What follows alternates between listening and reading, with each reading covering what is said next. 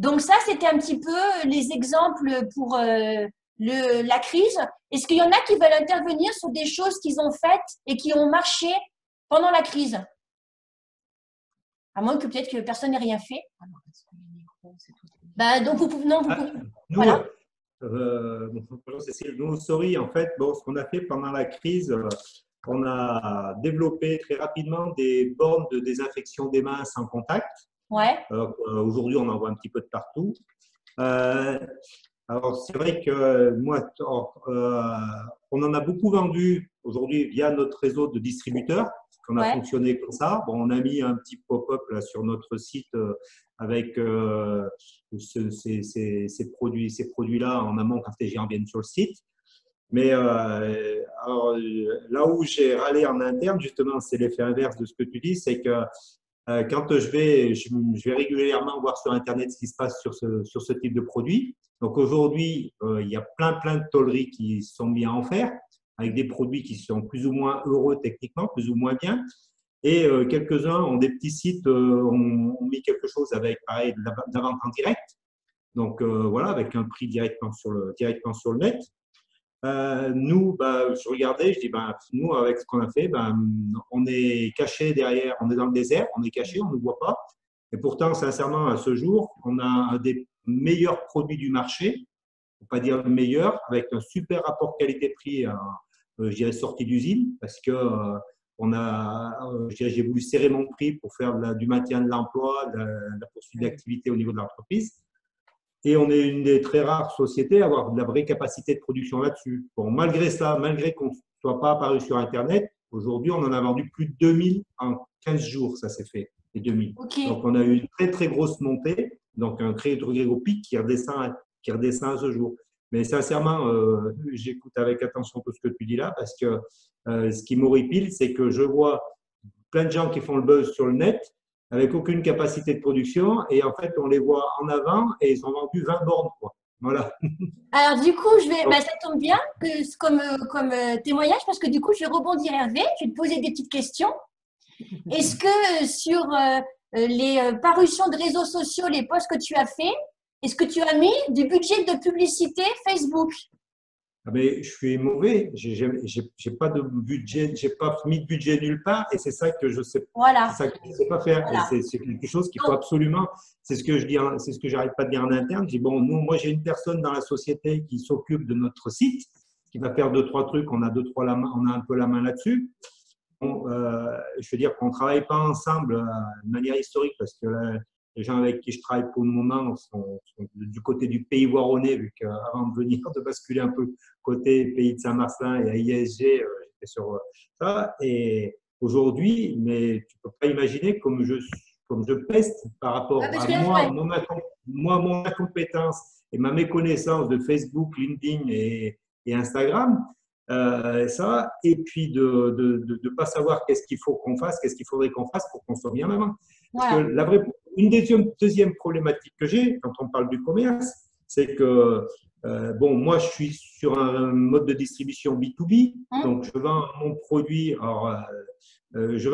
à des distributeurs qui après vont le revendre localement, je dirais, aux utilisateurs du coin. Donc certains ont fait un peu de communication qu'on a vu un tout petit peu sur le net. Mais ce qui m'horripile, c'est que comme je ne peux pas maîtriser le prix de vente de mon distributeur, moi, j'ai un produit qui aujourd'hui est entre 30 et 50% moins cher que tout ce qu'on voit sur le net en sortie d'usine. Mais mon prix sortie d'usine ne se voit pas sur le net. Et j'ai des distributeurs qui, de ce fait-là, prennent des grosses marges et font que mon produit n'est pas forcément bien positionné en prix. Okay. Donc ça, c'est un vrai problème dans la maîtrise du commerce. Donc là, je vais rebondir et après, on passera au sujet suivant. Je vais rebondir aussi sur la notion de stratégie.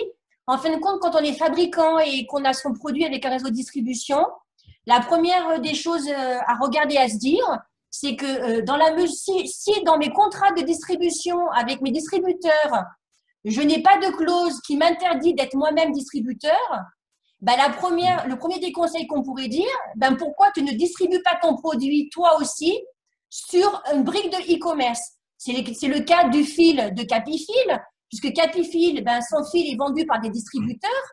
Par contre, son fil est aussi vendu sur la e-boutique de Capifil de l'entreprise. Et effectivement, pour l'entreprise, c'est intéressant puisqu'elle dégagera beaucoup plus de marge puisqu'il est vendu au prix public. Deuxième chose, c'est le cas sur un produit comme ça, Covid, mais c'est le cas sur d'autres choses puisque moi, pour des clients, j'ai fait du travail sur la notion de fabrication de masques. Hein. Donc, en fin de compte, quand ton produit est sorti, il y aurait eu différentes actions à faire et c'est ce qu'on expliquera en conférence numéro 2. Ben, la première des choses, c'est créer du référencement sur ton site sur le nom du produit par rapport à ce que recherchent les gens en faisant du contenu du site. Deuxième chose, mettre un petit budget sur Google AdWords. Nous, pour notre client, on a mis 100 €, c'est rien du tout. C'est rien. Oui. Voilà, 100 € sur Google AdWords sur les bons termes. Et troisième chose, on a mis 20 € sur Facebook. Bon, ben là, ça fera partie de l'exemple 3 sur un autre produit. Ben, je suis heureux de témoigner que Capifil, ils ont eu une commande à 320 000 € qui est arrivée sur le site. Pas pour les fils, hein, pour un autre produit. Et une commande à 40 000. Et effectivement, ces gros donneurs d'ordre sont bien arrivés en ayant vu LinkedIn et le site.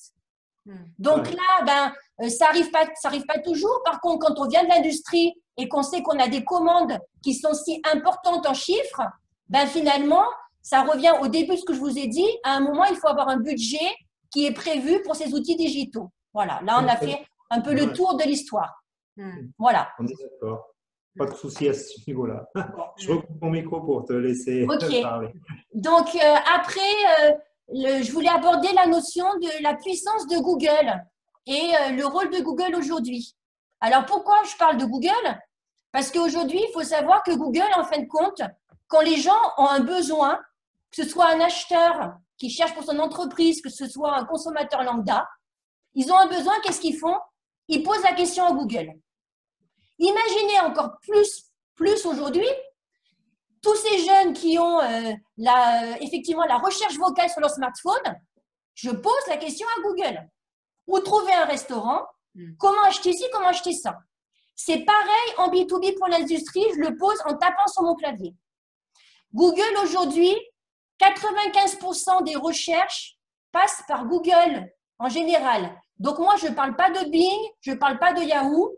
Certes, si on a un produit qui est écolo, les écolos, ils vont parler de Quant ou d'autres moteurs de recherche. Bon, ben, si j'ai vraiment un client qui est que dans le milieu écolo, ben, je dis oui, on va un peu regarder. Mais sinon, on a déjà suffisamment de choses à faire avec Google pour être bon sur Google, donc on s'occupe de Google.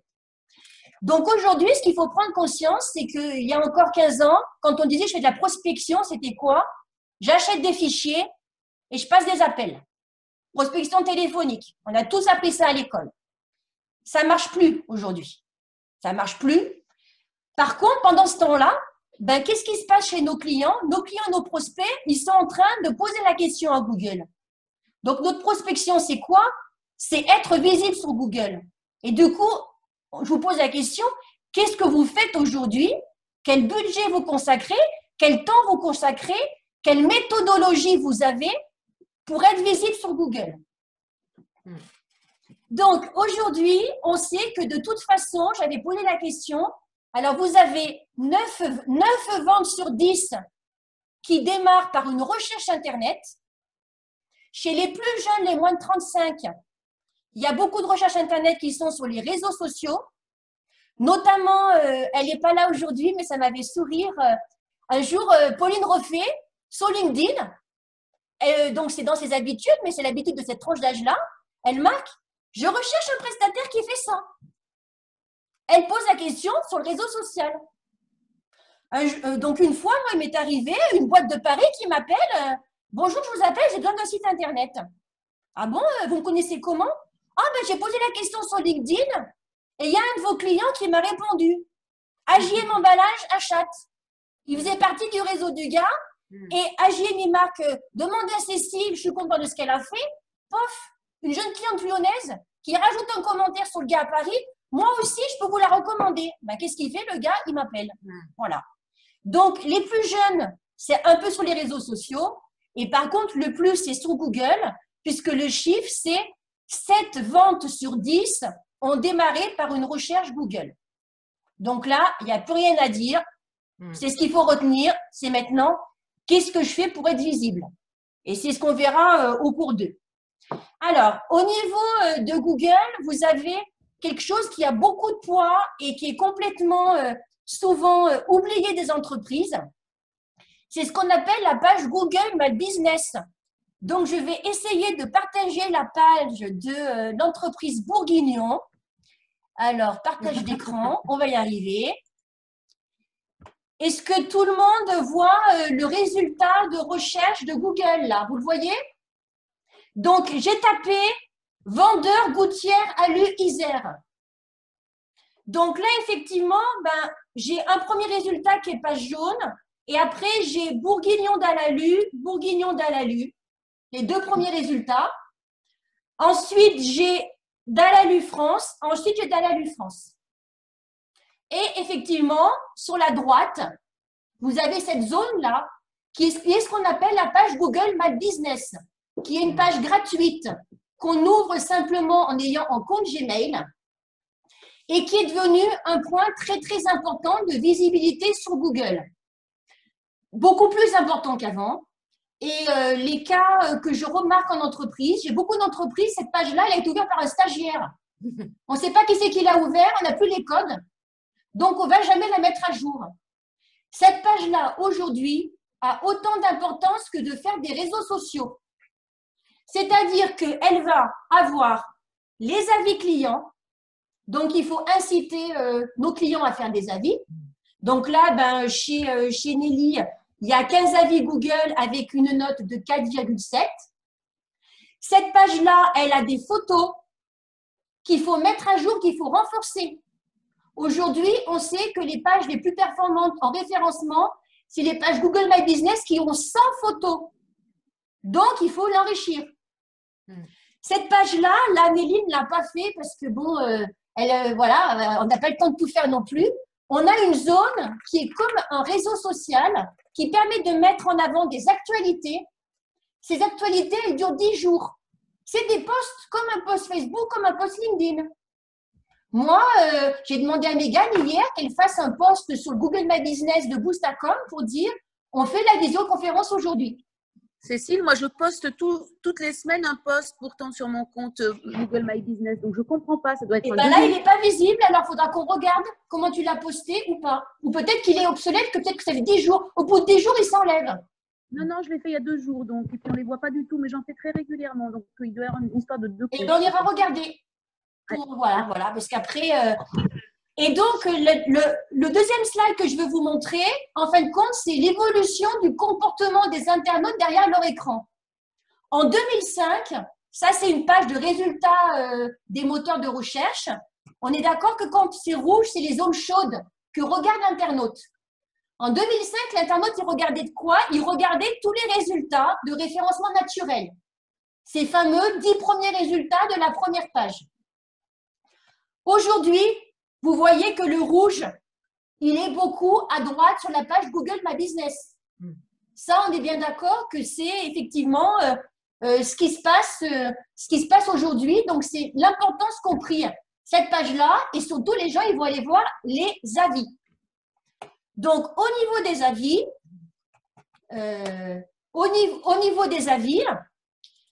effectivement, les avis, c'est décrié parce qu'on se dit, mais il y a des faux avis, est-ce que les gens, ils y croient? Les gens, ils disent, ouais, je suis sûr que c'est du faux, mais ils les lisent et ils y croient. Donc, il faut avoir des avis. Il faut, dans ses actions commerciales, quand j'ai terminé ma vente, comment je fais pour avoir des avis? Comment j'incite les gens à laisser des avis? On peut laisser des avis sur Google, on peut laisser des avis sur Facebook, on peut laisser des avis sur LinkedIn. Il faut remplir les avis parce qu'effectivement, vous avez 64% des gens qui consultent les avis, 72% qui se mettent en contact avec l'entreprise une fois qu'ils ont lu des bons avis. Et un avis négatif, très négatif, qui reste en haut, va pouvoir nous enlever quasiment 20% des contacts. Donc, la gestion de cette page et la gestion des avis, c'est quelque chose de vraiment important. 2 témoignages concrets. En fin de compte, je fais partie d'un club d'entreprise, donc le RRI à Saint-Marcelin. Et en fin de compte, lors d'une réunion, j'interviens et je dis, ben, en fin de compte, on est bêtes hein, tous. Hein. On se fait tous travailler. On n'est même pas fichus de cesser des avis les uns chez les autres. Donc, prochaine réunion, tout le monde vient avec son smartphone ou son ordi et tous ceux qui se sont fait travailler en entreprise, on laisse des avis. La réunion se passe, on laisse des avis. 15 jours après, je vois Stéphanie de Froid Nouvelle Air qui me dit, bah, Cécile, il faut que je te remercie. Cette semaine, j'ai eu un appel d'une personne qui m'a dit, ben, je cherche un prestataire comme vous, j'ai fait une recherche Internet et je vous appelle parce que vous avez des bons avis. Donc, effectivement, eh bien, il n'y aurait pas eu les avis, elle ne m'aurait pas appelé. Donc là, je vais laisser témoigner Nelly parce que la notion d'avis, on peut même aller plus loin. Et du coup, avec Bourguignon d'Alalu, par rapport à ce qu'on a pu collaborer, ben, Nelly, elle a fait des actions par rapport aux avis. Est-ce que tu es encore là, Nelly? Oui. Voilà, je te laisse. On met ton micro. Oui, donc merci Cécile. Juste pour dire qu'effectivement, nous, on est convaincus que les avis servent. Moi, la première, je consulte toujours des avis pour un resto ou même pour acheter des vêtements. Et du coup, on a fait appel, nous, à une société qui s'appelle Eldo Travaux qui référence nos avis de façon à avoir des avis qui soient des avis vérifiés. Et c'est cette entreprise-là qui est chargée. Alors, elle ou une autre, hein, j'ai vu que Christophe Blanc avait une autre société, etc., avisvérifiés.com ou je ne sais quoi. En tout cas, je trouve qu'il est important et de faire en sorte que ces avis soient d'abord régulièrement, qu'il y ait de nouveaux avis régulièrement. Et moi, je réponds à ces avis systématiquement. Alors, une petite chose que je n'avais pas perçue à l'époque et que Eldo Travaux m'a rappelé, c'est qu'en fait, même quand je réponds à l'avis en disant merci au client d'avoir mis son avis, etc., je remercie en disant merci d'avoir choisi et je mets le nom de l'entreprise plus le nom du produit de façon à optimiser effectivement le référencement. C'est une chose que je n'avais pas perçue au départ et je pense que c'est encore du référencement naturel qui permet de remonter le plus encore dans les recherches Google. Voilà. Donc, en fin de compte, au niveau des avis, ce qu'il faut prendre en compte, c'est qu'à un moment, si on n'a pas une entreprise, donc ça, c'est des abonnements qui ne sont pas si chers que ça et par contre, qui se rentabilisent. À un moment, si on n'a pas une entreprise et un module d'avis où les gens sont relancés pour laisser des avis, c'est très compliqué parce que les gens ils sont très contents. On leur dit laissez-moi un avis et puis en fin de compte, eh bien, ils repartent à leur vie réelle et vous n'avez pas d'avis. Moi, bien que je les incite, eh ben, j'ai quoi? J'ai peut-être 19 avis pour Boostacom et j'ai un avis tous les 6 mois. Donc, à un moment, si on a un métier où effectivement c'est important, il faut y aller. Et moi, je pense que maintenant, même tous les métiers, c'est important. Nous, Boostacom, c'est sûr qu'on est toujours le plus mal chaussé parce qu'on travaille d'abord par nos clients, donc on n'a pas toujours le temps de travailler sur nos outils. Par contre, moi, j'ai le projet de mettre rapidement du budget pour avoir des avis réguliers. Parce que si c'est pas relancé, ensuite derrière, ben, c'est vrai que cette notion de référencement et de première place sur Google, on va le voir de manière plus en détail demain. Mais à un moment, ce qu'il faut bien comprendre, c'est que Google, c'est un moteur de recherche, c'est de l'informatique. Et Google, qu'est-ce qu'il analyse pour vous mettre avec des bons scores ou des mauvais scores en référencement? Qu'est-ce qui lui parle, Google? C'est les mots, c'est le contenu, c'est les textes. Donc, ça veut dire que sur tous les endroits du net, que ce soit sur les réseaux sociaux, sur les avis, sur votre site Internet, chaque fois qu'on va faire du texte avec nos avis, et puis avec notre nom d'entreprise et nos produits, on rajoute des petits signaux pour Google pour que le jour où un internaute nous cherche, nous trouve plus facilement. Voilà. Donc ça, c'était ce qui était important au niveau de Google. Après, sur votre petite fiche que je vous avais fait remplir, je vous avais fait ce fameux tableau du parcours client digitalisé. Donc, en fin de compte, ça, c'est une matrice marketing et web marketing où, en fin de compte, on va effectivement découper un acte d'achat, un acte client en 6 grandes étapes. Et effectivement, sur ces 6 étapes-là, qu'on soit en B2C avec du consommateur final ou en B2B, on doit avoir en face, nous, en tant qu'entreprise, des actions spécifiques, des outils spécifiques. Donc là, ce tableau, vous l'avez rempli chez vous. Je vais vous envoyer avec effectivement le support de conférence aujourd'hui le tableau tel que je le donne à mes étudiants, où vous avez « Je suis en B2C, qu'est-ce que je peux faire ?» Je suis en B2B, qu'est-ce que je peux faire? Ce qu'il faut que vous fassiez après la conférence, c'est lire le tableau tout rempli, prendre les bonnes idées, de vous dire, oui, tiens, ça, je ne le fais pas, je pourrais le faire, etc. Et après, vous interrogez, finalement, dans les actions que je fais et dans les outils, quelles sont la part d'action digitale, quelles sont la part d'action traditionnelle. Parce que là, je vous mets en garde. Aujourd'hui, je ne suis pas en train de dire qu'il faut aller au tout digital. Le tout digital, ça marche moins bien que le cross-canal.